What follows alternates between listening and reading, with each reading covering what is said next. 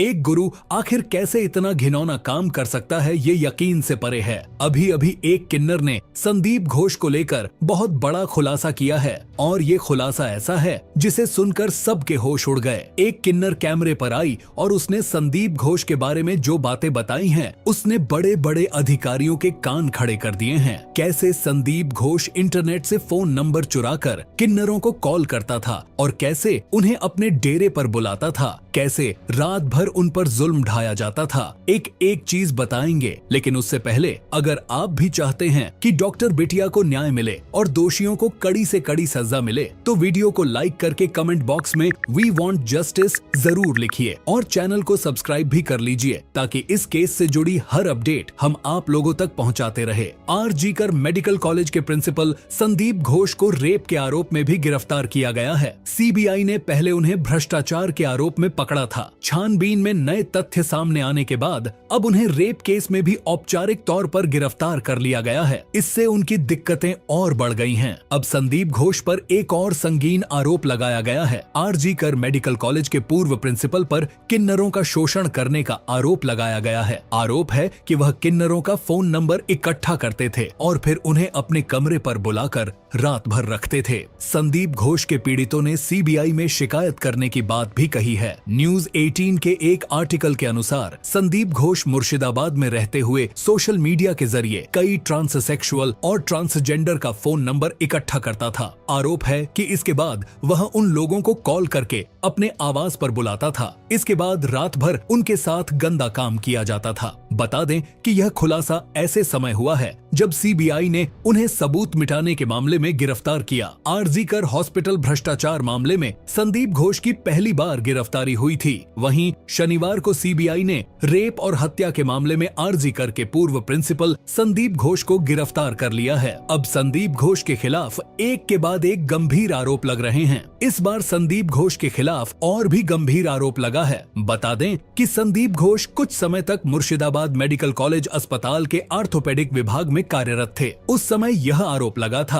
कि वह किन्नरों का यौन शोषण करते थे। ऐसे ही एक ट्रांसजेंडर ने आरोप लगाया कि संदीप घोष मुर्शिदाबाद में रहते हुए सोशल मीडिया के जरिए कई किन्नरों के फोन नंबर इकट्ठा करता था। उसके बाद उन्हें अपने डेरे में बुलाता था। कथित तौर पर संदीप घोष वहां ट्रांसजेंडर लोगों का यौन शोषण करते थे। आरोप है कि ट्रांसजेंडर पर वह रात भर जुल्म ढाते थे। अब संदीप घोष के ये पीड़ित सीबीआई से शिकायत करना चाहते हैं। बता दें कि संदीप घोष पर हांगकांग में एक मेल नर्स के साथ छेड़खानी करने का आरोप लगा था। दोस्तों, आप सबसे मेरी एक गुजारिश है, हो सकता है कि इस वीडियो में दी जाने वाली जानकारी आपने सुनी हो, पर अगर आप इस वीडियो को पूरा देखते हैं तो ये ज्यादा से ज्यादा लोगों तक पहुंचती है और डॉक्टर बिटिया को न्याय दिलाने में एक अहम भूमिका निभाती है। तो इसलिए आप इस वीडियो को पूरा देखिएगा। हांगकांग के दैनिक समाचार की रिपोर्ट के अनुसार याओ मा तेई के क्वीन एलिजाबेथ अस्पताल के एक नर्सिंग छात्र ने आरोप लगाया था कि संदीप घोष ने उसके प्राइवेट पार्ट को थपथपाने और निजी अंगों को छूने की कोशिश की। यह घटना 8 अप्रैल 2017 को हुई, जब नर्सिंग छात्र अपने कपड़े बदल रहा था। रिपोर्ट के अनुसार उस समय संदीप घोष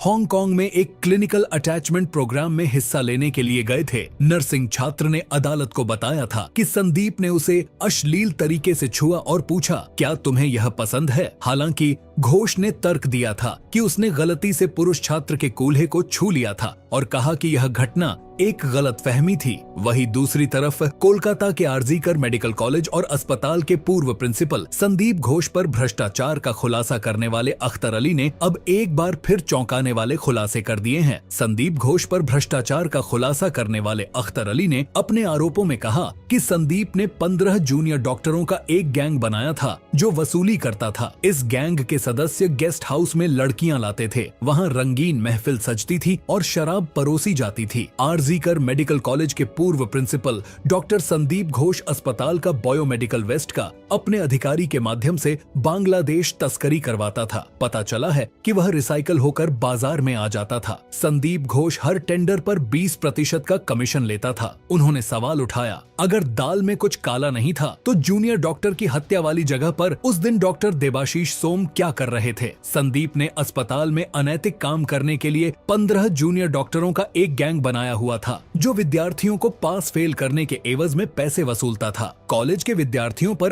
अन्याय और अत्याचार हो रहा था। ये आरोप किसी और ने नहीं बल्कि अमर उजाला के साथ खास बातचीत में आरजी कर मेडिकल कॉलेज के पूर्व प्रिंसिपल डॉक्टर संदीप घोष के खिलाफ वित्तीय अनियमितताओं को लेकर हाई कोर्ट जाने वाले कॉलेज के पूर्व डिप्टी सुपरिंटेंडेंट अख्तर अली ने लगाए हैं। अली की याचिका पर ही कलकत्ता हाई कोर्ट ने आरजी कर कॉलेज की जांच सीबीआई को सौंपी। उन्होंने कहा, विद्यार्थियों के साथ अन्याय हो रहा था, भ्रष्टाचार और अनियमितताएं बढ़ती जा रही थीं। मैंने हर जगह शिकायत की लेकिन किसी ने नहीं सुनी। आरजी कर कॉलेज को मैंने अपने जीवन के 16 बरस दिए। कॉलेज मेरे लिए माँ जैसी है। माँ के दामन में कोई दाग लगाएगा तो क्या कीजिएगा, बस मैंने वही किया। बस चाहता हूँ कि इस नेक्सस का पर्दाफाश हो और दोषियों को कड़ी से कड़ी सजा मिले। अख्तर ने बताया कि 2021 में संदीप घोष आरजी कर मेडिकल कॉलेज के प्रिंसिपल नियुक्त हुए। यहाँ प्रिंसिपल बनते ही इन्होंने अपना रंग दिखाना शुरू कर दिया। छात्रों के साथ दुर्व्यवहार, छात्रों को परेशान करना,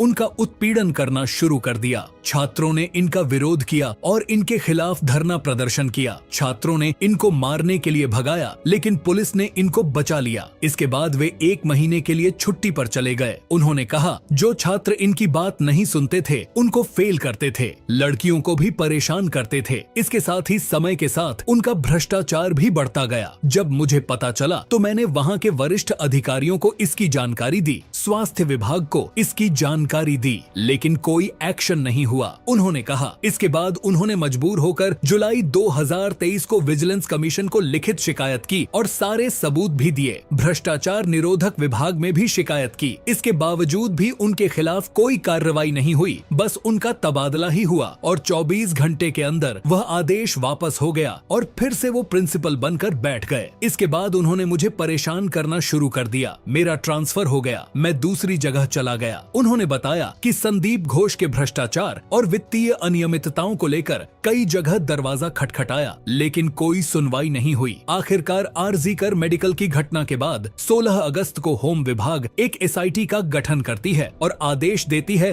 कि वह इसकी जांच करे। एसआईटी ने 17 अगस्त को मुझे बुलाया था। मेरा बयान रिकॉर्ड किया गया। जो भी मैं संदीप घोष के बारे में जानता था वह सब कुछ कह दिया। इसके बाद मैं हाई कोर्ट गया। हाई कोर्ट जाने का कारण था क्योंकि यह एक बहुत बड़ा नेक्सस है। इसमें काफी सारे लोग शामिल हैं। सीबीआई छापों से सबको पता चल गया है कि कितने लोग शामिल होंगे। मैं चाहता था कि पूरे स्कैम का पर्दाफाश हो और किसी दूसरी जगह भी इस तरह का स्कैम हुआ हो तो उसका पर्दाफाश किया जाए। मेरी याचिका पर हाई कोर्ट ने सीबीआई को जांच के आदेश दिए। साथ ही एसआईटी को आदेश दिया कि मामला सीबीआई को सौंप दें। इसके बाद सीबीआई एक्शन में आई। हाई कोर्ट ने सीबीआई को आदेश दिया है कि 21 दिन के अंदर रिपोर्ट दाखिल करें। उन्होंने कहा कि संदीप शवों की तस्करी करने में भी शामिल थे। मानव अंगों की तस्करी मैंने नहीं देखा। शवों को बेचने के बारे में मेरे पास शिकायत आई थी। मैंने इसकी शिकायत एचओडी को की थी। एचओडी ने डायरेक्टर ऑफ मेडिकल एजुकेशन को शिकायत की। जिस दिन शिकायत की गई उसी दिन एचओडी का तबादला कर दिया गया। मानवाधिकार संगठन ने भी इस पर कार्रवाई की थी, इसकी जांच की थी। रिश्तेदारों ने अपने परिजनों के शवों को बेचने की लिखित शिकायत की थी लेकिन कुछ कार्रवाई नहीं हुई। हाई कोर्ट में एक जनहित याचिका भी डाली गई थी। ये इतने रसूख वाले थे कि इनके खिलाफ कोई कार्रवाई ही नहीं होती थी। उन्होंने कहा, गंदी फिल्मों के बारे में मुझे जानकारी नहीं है लेकिन संदीप का करीब 15 जूनियर डॉक्टरों का एक गैंग था जो कॉलेज के गेस्ट हाउस में लड़कियां लेकर आते थे। वे यहाँ पर शराब पीते थे।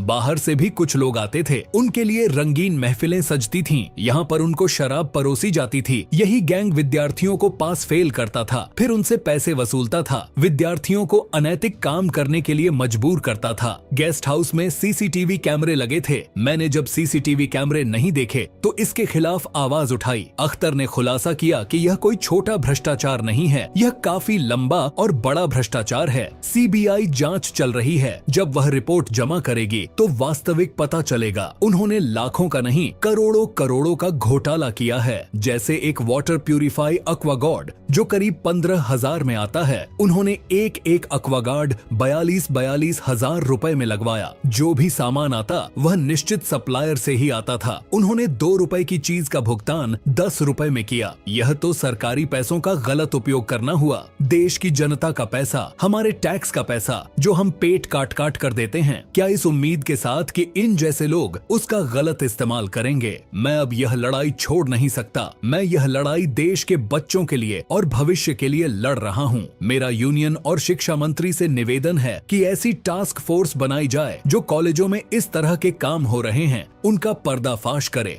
और बच्चों के नाम भी उजागर नहीं होने पाए। बहुत से बच्चे फोन करके मुझे बता रहे हैं कि उनके कॉलेज में भी इस तरह का धंधा चल रहा है। आज भी बहुत से बच्चे अन्याय के खिलाफ शिकायत करना चाहते हैं लेकिन डरते हैं। उन्होंने कहा, मेरी कोशिश है कि इन सब को करने की सजा मिले, इस तरह का काम फिर किसी कॉलेज में नहीं हो, इसलिए भी इनको सबक मिलनी भी जरूरी है। अख्तर अली कहते हैं, देखिए बिना सपोर्ट के कुछ नहीं होता है। इनके पास भ्रष्टाचार का अथाह काला धन है। ऐसा भी हो सकता है इनके साथ कुछ लोग हों जो मिल बांट कर खाते हों, उसके एवज में इनको बचाते हों। एक सवाल के जवाब में उन्होंने कहा, मैं क्योंकि सरकारी कर्मचारी हूँ इसीलिए यह कहना मेरे लिए मुश्किल है कि उन पर राजनीतिक आशीर्वाद है या नहीं। मैंने एक नागरिक होने के नाते आवाज उठाई। मैंने मामलों को निर्णय लेने वाली संस्थाओं तक पहुंचा दिया, जांच एजेंसियों तक पहुंचा दिया। अब मैं केवल इंतजार कर रहा हूं कि क्या एक्शन होता है। अख्तर अली से पूछने पर कि बार बार शिकायत करने पर भी जब कार्रवाई नहीं हुई तो क्या आप निराश हुए, उन्होंने कहा, मैं निराश हो जाता अगर मुझे विद्यार्थियों का ख्याल नहीं होता। मैं लगातार लड़ रहा हूँ। तब मैं अकेला था, लेकिन आज मैं अकेला नहीं हूँ। अब सबका साथ मिल रहा है। उस बच्ची के लिए भी लड़ रहा हूँ जिस बच्ची के साथ यह दरिंदगी हुई, उसे भी जल्दी इंसाफ मिले। यह घटना आरजी कर में हुई और इस प्रिंसिपल के समय में हुई, इसके लिए भी लड़ रहा हूँ। उन्होंने कहा, एक बात कहना चाहता हूँ, फॉरेंसिक मेडिसिन के डॉक्टर हैं डॉक्टर देवाशीष सोम, जिनका आरजी कर के साथ कोई लेना देना नहीं है। वो उस दिन क्राइम सीन पर मौजूद थे जब बच्ची का पोस्टमार्टम हो रहा था, तब भी वहाँ पर मौजूद थे। उनकी तो आरजी कर में पोस्टिंग ही नहीं है, तो वे वहाँ क्या कर रहे थे। मैंने इनके ऊपर भी सवाल उठाए हैं कि इन्होंने सबूत नष्ट कर दिए हों, क्योंकि वे फॉरेंसिक के लोग हैं। इतना ही नहीं, कुछ अन्य लोग भी वहाँ पर मौजूद थे। उन्होंने कहीं एक जगह स्वीकार भी किया है कि प्रिंसिपल ने उनको फोन किया था। ये सब बातें किसी बड़ी साजिश की ओर इशारा कर रही है और केस में अब भी एक के बाद एक खुलासा हो रहा है। आगे क्या होगा ये तो समय बताएगा, लेकिन हम तो यही चाहेंगे कि जो भी दोषी है उसे जल्द से जल्द सजा हो।